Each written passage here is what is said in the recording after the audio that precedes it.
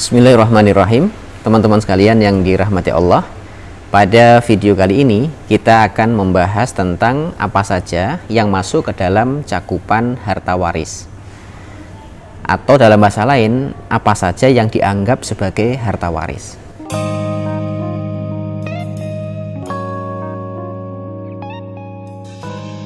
Kenapa pembahasan ini penting untuk kita pahami bersama? Karena ada dalam beberapa kasus pembagian waris itu ternyata yang dibagi itu bukan harta waris, tapi harta orang lain yang diaku-aku atau dianggap sebagai harta waris. Dan ini merupakan sebuah kesalahan yang fatal. Oleh sebab itulah pada pembahasan kali ini kita akan sampaikan dalam beberapa poin. Yang pertama, yang dianggap sebagai harta waris itu adalah harta yang dimiliki oleh seseorang secara sah ketika dia masih hidup dengan berbagai macam caranya. Kemudian ketika dia meninggal dunia, maka harta yang sudah dimilikinya tadi ketika dia masih hidup dianggap sebagai harta waris. Makanya kalau dari definisi itulah, maka seseorang memiliki harta dari jalan manapun atau dengan cara apapun ketika dia masih hidup dengan cara yang sah dan benar, maka hasil kepemilikan tadi itu ketika dia wafat, ketika dia meninggal dunia akan dianggap sebagai harta waris. Sebagai contoh gini teman-teman sekalian, yang pertama, orang bisa memiliki hak kepemilikan atas benda atau atas harta benda itu yang pertama dan paling sering terjadi adalah dengan cara dia bekerja. Misalkan saya ini masih hidup, kemudian saya bekerja, saya mendapatkan hasil pekerjaan saya yang banyak, maka apa yang saya hasilkan dari pekerjaan tadi itu dianggap sebagai hak milik saya. Maka ketika nanti saya meninggal dunia, apa yang saya miliki sekarang ini nantinya akan dianggap sebagai harta waris setelah saya meninggal dunia. Yang pertama. Kemudian yang kedua, bisa jadi seseorang itu memiliki hak milik atas benda tertentu atau atas harta tertentu itu disebabkan karena hasil dikasih orang lain atau diberi oleh orang lain. Saya sekarang ini masih hidup, saya pernah mendapatkan harta diberi orang lain berupa rumah, atau saya pernah diberi orang lain berupa mobil mamanya gitu, dan pemberian itu lepas, tidak bersyarat. Maka nanti ketika saya meninggal dunia, harta yang sudah menjadi hak milik saya itu dianggap sebagai harta waris setelah saya wafat gitu. Itu yang kedua. Kemudian yang ketiga, boleh jadi orang itu memiliki hak milik atas benda itu karena mendapatkan warisan. Misal ada orang bernama Ahmad. Ahmad itu dulu pernah mendapatkan harta waris dari orang tuanya yang wafat, berupa tanah, berupa rumah, berupa kendaraan gitu. Tapi harta itu memang dia dapatkan dari warisan orang tuanya. Nah, karena sudah dibagi secara baik dan benar, maka harta waris tadi itu sudah menjadi hak milik dia. Nah, nanti ketika Ahmad itu meninggal dunia di kemudian hari, maka apa yang dia dapatkan dari warisan orang tuanya juga akan menjadi harta waris untuk ahli warisnya berikutnya, bisa untuk anak-anaknya, bisa untuk istrinya dan lain-lain. Pokoknya masuk ke dalam cakupan ahli warisnya Ahmad berhak mendapatkan warisan tersebut. Kemudian yang keempat, seseorang bisa saja memiliki harta benda, namun harta benda itu tidak dimiliki secara pribadi. Boleh jadi nanti ada kepemilikan secara bersama. Yang paling sering seperti harta bersama itu adalah antara suami dan istri. Ini yang sering saya sebutkan gini contohnya. Saya dan istri saya sama-sama bekerja. Selama kami masih dalam ikatan pernikahan, apapun yang kami dapatkan, apapun yang kami beli dengan uang kita berdua, itu dianggap sebagai harta kita. Mudahnya seperti itu. Namun itu tidak bisa kita aku sebagai harta saya pribadi, juga tidak bisa diaku oleh istri saya pribadi. Namun kita anggap ini sebagai harta bersama gitu.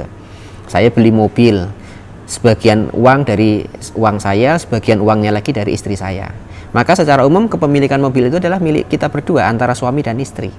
Maka ketika nanti saya meninggal dunia, mobil yang saya beli dengan harta bersama dengan istri saya itu tidak serta-merta saya jadikan sebagai harta waris milik saya, atau tidak serta-merta dijadikan sebagai harta milik saya, harta waris saya. Tapi perlu dipisahkan dulu. Nah, pemisahan tadi itu bisa secara presisi, bisa tergantung berapa persen yang dimiliki oleh masing-masing pemilik. Karena ini milik saya dan milik istri saya, maka berapa persen milik saya, berapa persen milik istri saya. Mudahnya gitu. Atau paling mudahnya ya dipisahkan saja. Ini 50% milik saya dan 50% milik istri saya. Itu yang pertama. Boleh jadi juga harta bersama itu berupa harta yang diatasnamakan orang lain. Misal gini, istri saya tidak bekerja dan yang bekerja saya, tapi di dalam rumah tangga itu saya membuat semacam pembagian tugas.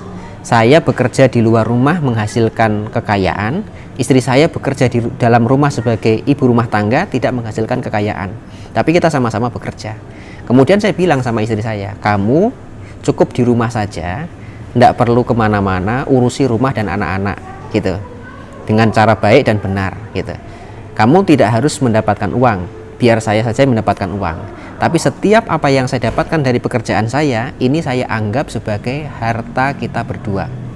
Yang gajian saya, yang bekerja di luar saya, yang dapat penghasilan saya. Betul gitu. Tapi karena istri saya sudah merelakan dirinya untuk diam di rumah atas permintaan saya, maka apa yang saya dapatkan kemudian saya atasnamakan juga untuk milik istri saya. Artinya saya bilang tadi, apa yang saya dapatkan dari pekerjaan saya, apa yang saya beli dari uang saya, ini saya anggap milik kita berdua, milik saya dan milik kamu. Nah, kalau ini sudah saya ikrarkan, berarti ketika nanti saya meninggal dunia, semua aset kekayaan yang pernah saya dapatkan dari saya bekerja, dari saya membeli dan lain-lain tadi itu tidak otomatis seluruhnya masuk ke dalam daftar harta waris, tapi perlu adanya pemisahan terlebih dahulu. Misal tadi paling mudah mamanya antara saya dengan istri saya, ya kalau saya mati besok hartanya dipotong dulu, 50% untuk istri saya, 50% untuk saya. Nah, kalau saya yang meninggal dunia berarti harta yang milik saya itulah yang akan dijadikan sebagai harta waris. Secara bersamaan, karena itu dianggap sebagai harta waris, maka istri saya mendapatkan hak waris dari harta yang saya tinggalkan tadi. Nanti kalau ada pertanyaannya paling sering gini, lah kan istrinya udah dapat itu kan 50% dari harta yang dibagi tadi. Iya, istri saya sudah mendapatkan 50%, tapi itu bukan harta waris, tapi memang hak dia sebagai seorang istri yang sudah saya berikan sejak awal gitu. Atau saya anggapkan bahwa harta yang saya miliki sekarang ini memang milik kita berdua. Maka pembagian 50% tadi itu bukan pembagian waris, tapi pemisahan hak atas benda tersebut. Hak saya sebagai suami berapa, hak istri saya berapa, atau mudahnya tadi 50% milik saya, 50% milik istri. Nah, ketika saya meninggal dunia berarti 50% milik saya, itu istri saya punya hak 1/8 karena saya sudah memiliki anak, atau 1/4 kalau saya tidak memiliki anak gitu.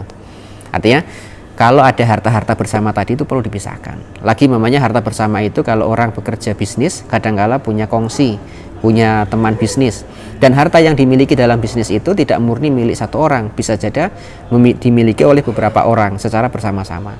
Nah, nanti ketika salah seorang itu meninggal dunia, maka ya harus ada pemisahan terlebih dahulu, mana milik si fulan, milik si fulan, milik si fulan, termasuk milik yang meninggal dunia tadi itu. Nah, milik yang meninggal dunia itulah yang nanti akan dijadikan sebagai harta waris.